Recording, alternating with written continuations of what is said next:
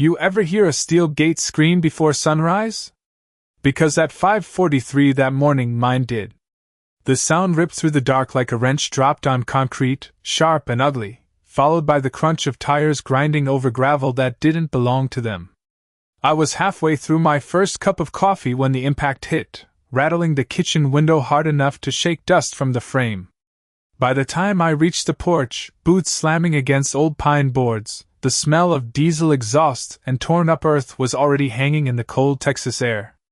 My ranch gate, my father's gate, was hanging sideways, twisted off one hinge and dragging a trench through the dirt. Fresh tire tracks cut straight through my property like scars. Whoever did it didn't slow down. Didn't stop. Just blasted right through like my land was some public shortcut. But here's the thing, they'd been doing it for weeks. And by the end of that week, the woman behind it would learn 6 inches of steel can stop just about anything pride puts in motion. My name's Ethan Walker. 42 years old. Born and raised outside Wimberley, Texas. 3rd-generation rancher, part-time welder, full-time stubborn, according to my ex-wife. This land's been in my family since 1958, back when my grandfather traded 2 pickup trucks and 80 acres of grazing rights for the original deed. 137 acres of dry pasture, oak trees, cattle pens, and 1 narrow gravel entrance cutting through the front ridge. The gate at that entrance wasn't store-bought. My dad and I built it together when I was 17. 12-foot steel frame, welded by hand in our barn under July heat so thick it felt like soup. I still remember the smell of hot metal and burnt gloves, my dad wiping sweat off his forehead with his forearm, telling me something I didn't understand back then. He said a gate ain't just for keeping things out.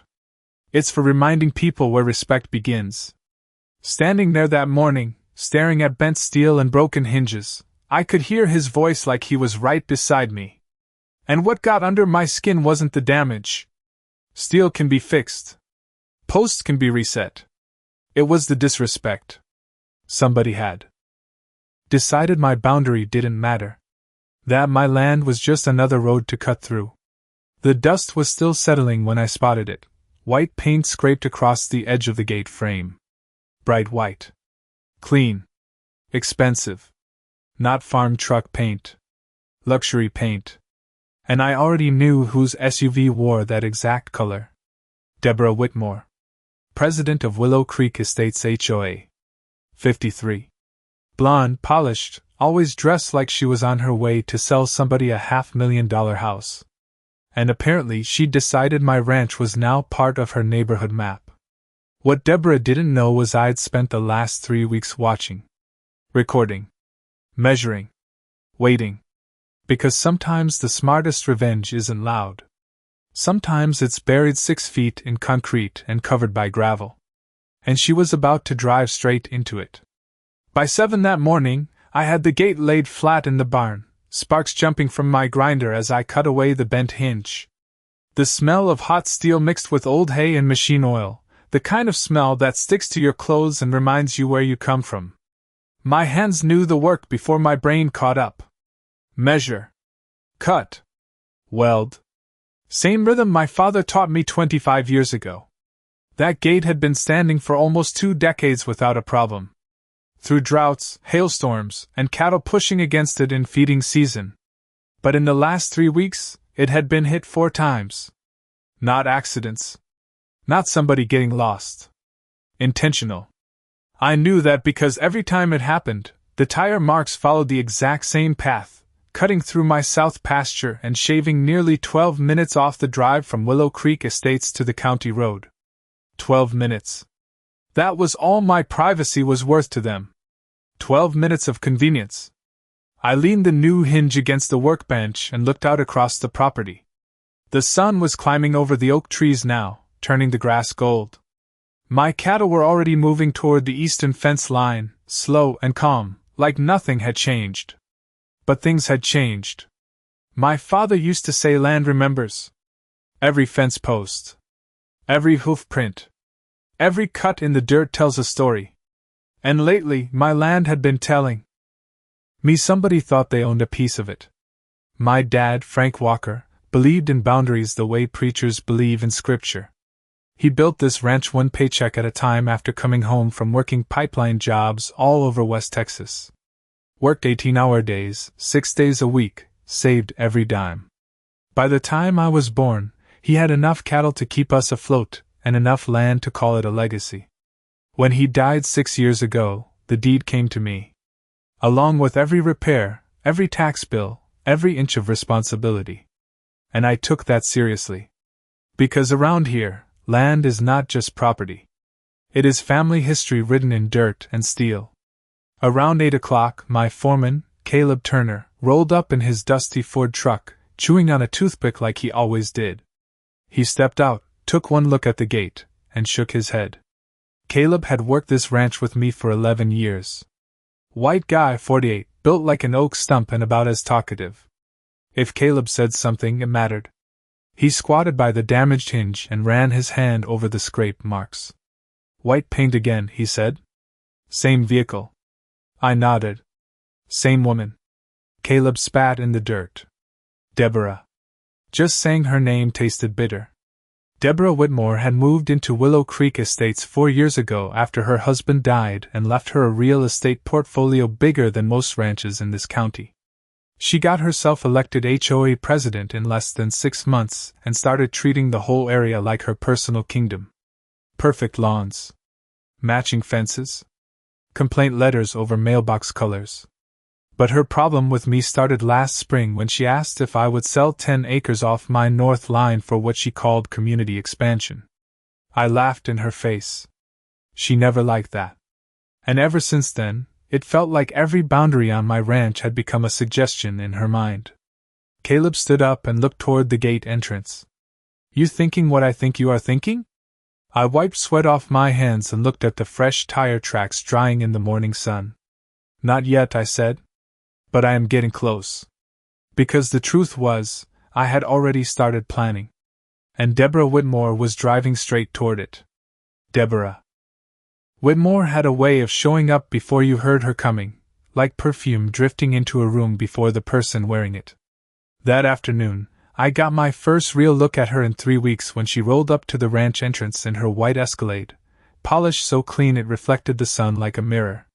She stepped out wearing white slacks and tan boots that had never seen actual dirt, sunglasses big enough to hide half her face, clipboard tucked under one arm like she was conducting county business.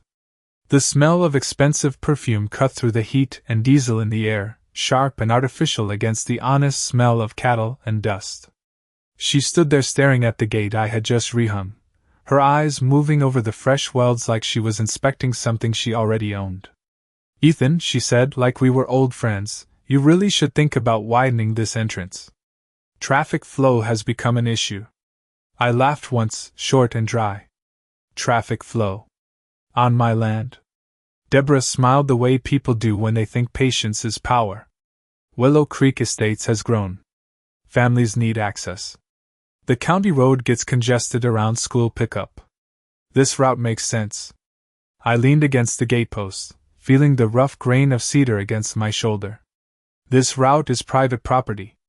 Her smile stayed frozen. Property lines evolve.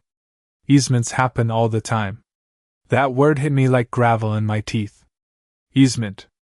That was her angle. She had been laying groundwork, trying to turn trespassing into habit and habit into leverage. Around here, if enough people use a road long enough without resistance, lawyers start circling words like access rights and historical use. Deborah knew that. She was not reckless. She was strategic. That made her dangerous.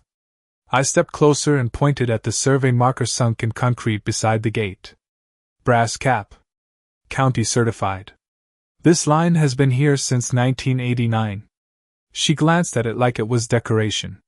Then she did something that told me exactly who she was. She tapped her clipboard and said, I have signatures from 17 homeowners supporting community access. Like signatures could rewrite a deed. I could hear calves shifting in the south pasture behind me, hooves kicking dry dirt, metal wind chimes tapping against the porch in the breeze. Normal ranch sounds. But standing there with Deborah felt like hearing thunder before a storm.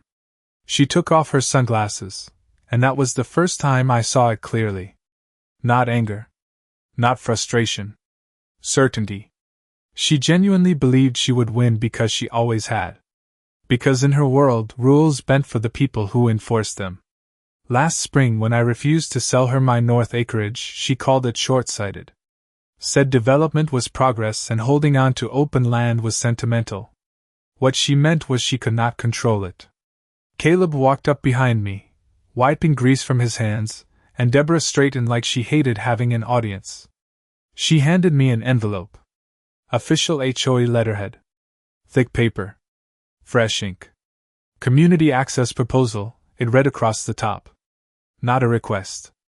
A proposal. With language already assuming cooperation. I looked up at her and said, "You drove through my gate this morning?" Her face did not move.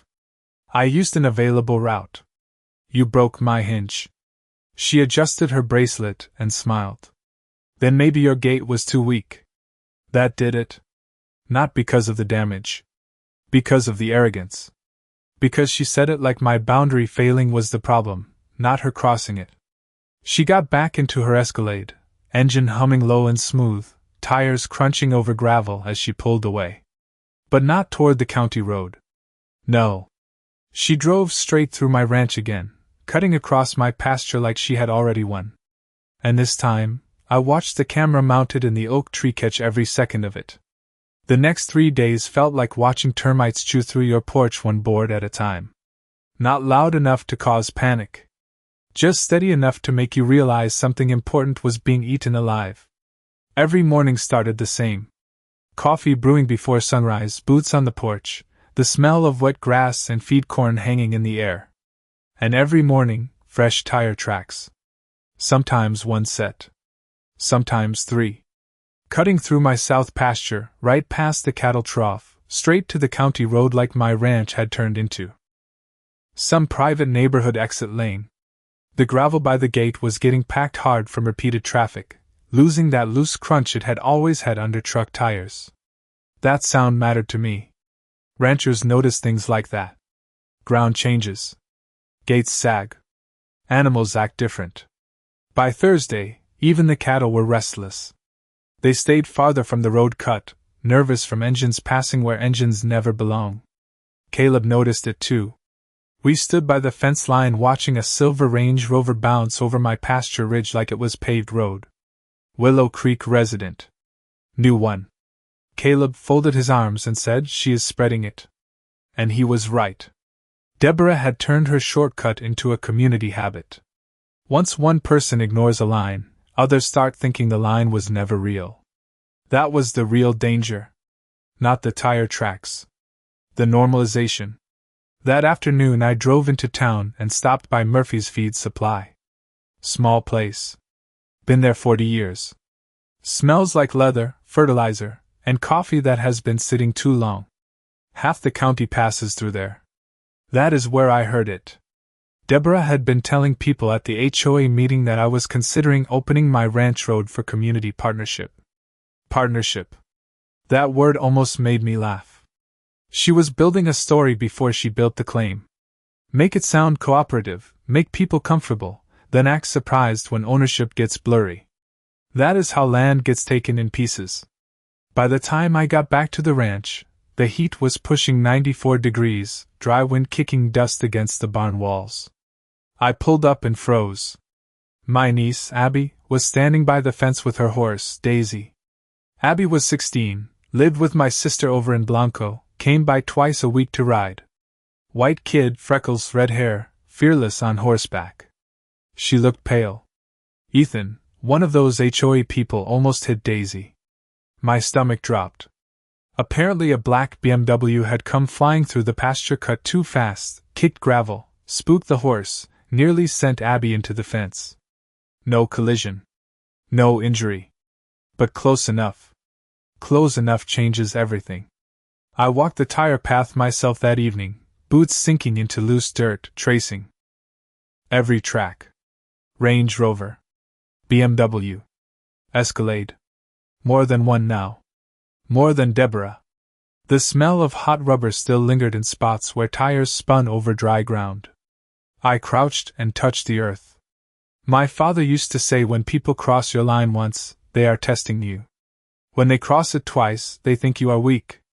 By now, they had crossed it enough to think it belonged to them.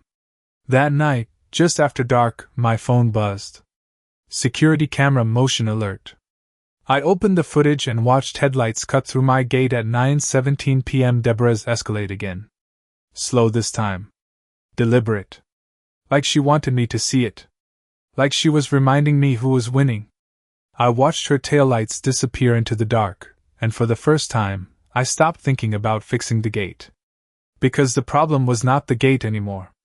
The problem was the road under it. And I already knew how to solve that. By Friday morning, the paper war started. That is how people like Deborah fight when tire tracks are not enough. Not with fences or cattle or dirt. With envelopes. I found the certified letter sitting in my mailbox just after sunrise, thick cream-colored paper with the Willow Creek Estates logo stamped across the front like some official government seal. The paper smelled fresh, straight from a printer, expensive and deliberate. I stood there by the road, dust gathering around my boots, reading every word while the morning heat started building under the Texas sun. Community Access Easement Proposal. That was the title. Not request. Proposal. Like the decision had already been made and I was just catching up. The language was polished, full of phrases like mutual benefit, neighborhood connectivity, and emergency route expansion. Fancy words for taking what was mine. Buried halfway down the second page was the real trick. They wanted me to sign over a permanent 30-foot wide access strip across my south pasture in exchange for annual maintenance contributions. $4,000 a year. Like my grandfather's land could be rented by the foot. I laughed so hard I scared the cattle by the fence line. Caleb read it over my shoulder and shook his head. They are trying to buy what they are already stealing. Exactly. That was the game. Use it long enough, then package the theft as a business arrangement. Make the victim look unreasonable for refusing. I folded the papers and drove straight into town to see Martin Hale. Martin was my lawyer, and one of the few people in Blanco County who still wore boots in a courtroom. 58, white hair, dry humor, sharp as fencing wire. His office smelled like old paper, black coffee, and leather chairs that had outlived two governors. He read the easement proposal in silence, tapping his pen against the desk. When he looked up, his face had that expression lawyers get when they know somebody is about to make a mistake. Ethan, this is aggressive. Not illegal yet. But aggressive. Yet. That word stuck with me. Martin explained it plain. If Deborah kept building community expectation around that road and enough homeowners relied on it, she could create pressure in county court for a formal access dispute. Maybe not win. But make my life expensive enough to force compromise. That was her weapon. Money. Delay. Pressure. Not law. Martin drafted a formal refusal on the spot. Clear language. No access rights. No easement. Immediate cease and desist for trespassing. We sent it certified that afternoon. By evening, Deborah responded faster than I expected. Not through her lawyer. Through email. Subject line, disappointed. The message was short. Community growth requires cooperation, Ethan. Resistance only complicates outcomes. That line sat in my mind all night like a nail in a tire. Not because it scared me. Because it told me she still thought this was negotiation. Saturday morning proved it. At 8:12 a.m., 3 SUVs rolled through my gate one after another like they belonged there. Deborah leading. 2 HOA board members behind her. Slow. Intentional. Like a parade. They drove the exact same line across my pasture, tires chewing into soft ground from the rain the night before. I stood by the barn watching, the smell of wet earth rising under the tires, my hands covered in grease from repairing a cattle feeder. Deborah stopped halfway, rolled down her window, and smiled like we were sharing a joke. You should have taken the offer, Ethan. That was the moment it clicked. This was not about land anymore. This was about making me submit. And right then, with mud drying on those tire tracks and my lawyer's refusal still fresh in her inbox, I decided paper was not going to stop her. Steel would. Sunday morning started before daylight. I was in the barn at 4:50, the air cool enough to see my breath mixing with welding smoke.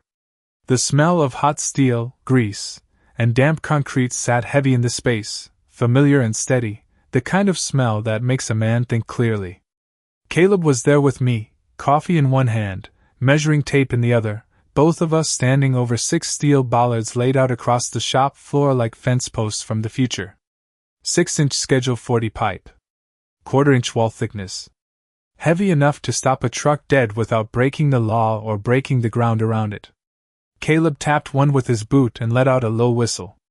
Deborah is not going to like this. I ran my hand across the cold steel surface, feeling the rough mill scale under my palm. This is not about what she likes. It is about where my land ends. I had spent half of Saturday doing it right. County clerk's office first. Then planning and development. Then public works. 3 stops, 2 signatures, 1 survey verification. I made absolutely sure of one thing. Every inch of what I was about to install sat inside my legal boundary line. Not on the county easement. Not near public right-of-way. Private property. Protected. Martin had drilled that into my head. If Deborah wanted to play legal chess, every move had to be clean. So I pulled permits for reinforced gate protection posts. Agricultural infrastructure reinforcement. That was the official wording. Sounded boring. Which was perfect. By 6 o'clock, the auger was turning. Dirt flying. The smell of fresh earth rising sharp in the cool morning air.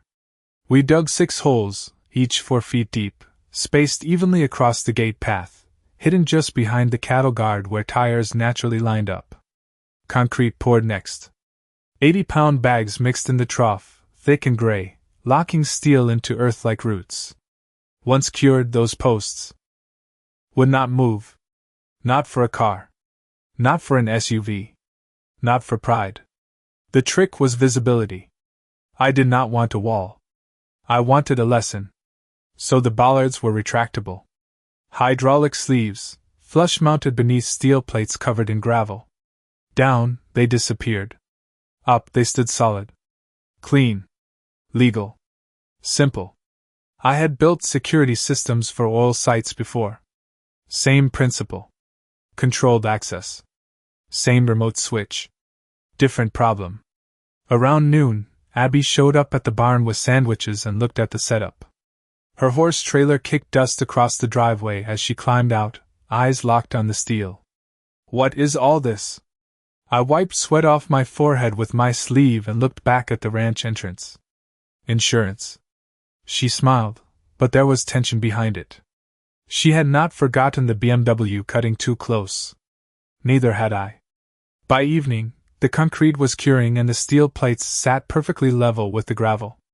Invisible unless you knew where to look. I tested the remote twice. Press once, 6 steel posts rose from the ground with a clean hydraulic hiss. Press again, they dropped flat into the earth like they had never existed. Quiet. Efficient. Final. Caleb leaned against the barn wall, staring at the gate road. Think she will notice? I looked out at the sunset hitting the dust trail beyond the south fence line, turning everything gold and red. Deborah never looked at the ground. That was her problem. She only looked ahead, at where she wanted to go. And right then, as the sun dropped behind the ridge and my phone buzzed with another camera alert showing her Escalade rolling through my gate at 7:43 that night, I realized something. She was getting bolder. Which meant she was getting careless. And careless people always hit the hardest when they finally meet something that does not move. Monday came hot and windless, the kind of Texas morning where the air feels thick before the sun even clears the trees. By 6:30, heat was already rising off the gravel like steam off a skillet. I stood on the porch with black coffee in one hand and the remote in the other, watching the ranch entrance through the oak branches. The steel plates sat flat under the gravel.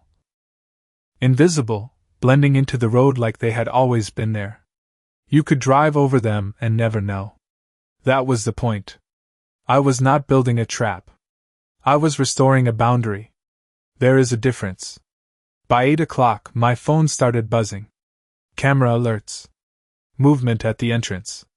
Not Deborah. Neighbors from Willow Creek slowing down, looking through the gate, probably wondering why the road seemed untouched after all the letters and threats. Word had spread. Deborah had been talking. Caleb heard it at the gas station that morning. She was calling an HOA board meeting at noon. Emergency agenda. Community access enforcement. That phrase alone told me everything. She had convinced herself she had enough support to make this official. The smell of cut grass drifted in from the north field while I watched the camera feed on my kitchen table. Every now and then, cattle moved across the frame, tails flicking, calm and unaware. I envied that calm. Around 11:30, Martin Hale called. His voice came through low and steady like always. "Ethan, I got something interesting. Deborah filed a preliminary petition with the county this morning, claiming repeated public use of the road and implied access." I leaned back in my chair and stared at the screen. She moved fast. Faster than I expected. Martin sighed. She does not have enough for a claim yet. But she is building one. You need zero tolerance now. No more access. Not one tire. I looked at the remote sitting beside my coffee cup. That had already been decided. Noon hit, and right on schedule they came. Not one SUV this time. 4. Deborah in front. 2 board members behind her. 1 silver BMW bringing up the rear. Like a convo. Like they wanted witnesses. I watched from the barn camera as they stopped at the entrance, Deborah stepping out in a cream blouse and sunglasses, waving her hands while talking to the others. I could not hear her, but I did not need to. Her body language said enough. Confident. Performing. Showing them the route she believed was hers. Caleb stood beside me in the barn, wiping his hands on a rag. She brought an audience. I nodded. That made sense. If she crossed with witnesses, she could claim accepted use. Community reliance. Martin had warned me about that. Deborah climbed back into her escalate and started rolling forward. Slow at first. Testing. The gate was open, same as always. Same gravel. Same road. Nothing looked different. That was the beauty of it. Familiarity makes people careless. The first board member followed her. Then the BMW. I could hear the low hum of engines drifting across the pasture, mixing with the dry rattle of grasshoppers and the creak of barn metal in the heat. Deborah stopped halfway through the gate and leaned out her window, looking toward the barn. Even from 200 yards away, I could feel it. That smile. The same one she wore when she handed me that easement paper. The smile of somebody convinced they had already won. Then she waved at me. Like a queen crossing conquered land. My thumb rested on the remote. Not angry. Not rushed. Just ready. Because for the first time in weeks, the line between her world and mine was about to become impossible to ignore. The sound was smaller than I expected. Not some dramatic crash. Just a sharp metallic slam, followed by the hiss of tires losing momentum, and the heavy groan of suspension needing something stronger than momentum could move. I pressed the remote once, and 6 steel bollards rose out of the gravel in less than 2 seconds, clean and fast, right in the path Deborah had crossed a dozen times before. Her Escalade rolled forward another 3 feet before the front bumper met solid steel. The nose dipped hard, the engine cut back, and the whole vehicle stopped like it had hit the edge of reality. Dust rolled over the hood in a thick cloud, hanging in the hot noon air. Behind her, the silver BMW locked its brakes, gravel spraying sideways, stopping just short of the second bollard. The third SUV veered hard and stalled out in the ditch grass, tires spinning dirt. Then everything went quiet. No birds. No wind. Just the ticking sound of hot engines and the faint hydraulic hum settling back into silence. Caleb stood beside me in the barn doorway, arms crossed, staring at the road. Well, he said, that answers the question. Deborah threw open her door so hard it bounced against the frame. She stepped out furious, heels sinking into loose gravel, sunglasses gone, face red from heat and shock. What is this? She shouted across 200 yards of ranch road like volume changed ownership. I walked toward her slow, boots crunching over gravel, the remote still in my hand. The smell of burnt rubber mixed with hot metal and dry dust. Same road. Same gate. Same property line. The only thing different now was the boundary had teeth. Deborah pointed at the steel posts like they were illegal just because they stopped her. You cannot do this. This is community access. I stopped beside the nearest bollard and tapped it with my knuckle. Solid steel rang back through the heat. Private agricultural protection posts. County permitted. Installed 48 hours ago. Fully inside my property line. I could see the realization hitting her in pieces, like puzzle parts she did not want to fit together. Behind her, the other HOA board members climbed out of their vehicles, looking around at the posts, the gate, the survey markers, and then at each other. Nobody looked confident anymore. That was when Deputy Harris rolled in. Caleb had made that call 10 minutes earlier when the convoy lined up. Harris was county law enforcement, mid-50s, ranch-born, knew every property line in this part of Blanco County better than most surveyors. His truck rolled to a stop beside the entrance, dust curling around the tires. He stepped out, hat low over his eyes, and looked at the scene. Deborah started talking fast, pointing at me, at the steel, at the road, telling him I had blocked public passage. Harris held up one hand and walked straight to the brass survey marker by the gate. He crouched, brushed dirt off the county seal, and nodded. Then he looked at Deborah. Ma'am, this is private land. Clearly marked. He turned to the convoy. And you all crossed it after formal notice. Deborah's face changed right there. Not anger. Panic. Because she knew what formal notice meant. Martin's cease and desist. Certified. Signed for. Documented. Harris asked for identification from every driver and started writing incident reports for trespassing. Nothing dramatic. Just paper. Real paper. The kind that stays in county records. I watched Deborah standing beside her stalled escalade, dust on her pants, staring at 6 steel posts she could not argue with. And for the first time since this started, she had nowhere to drive through.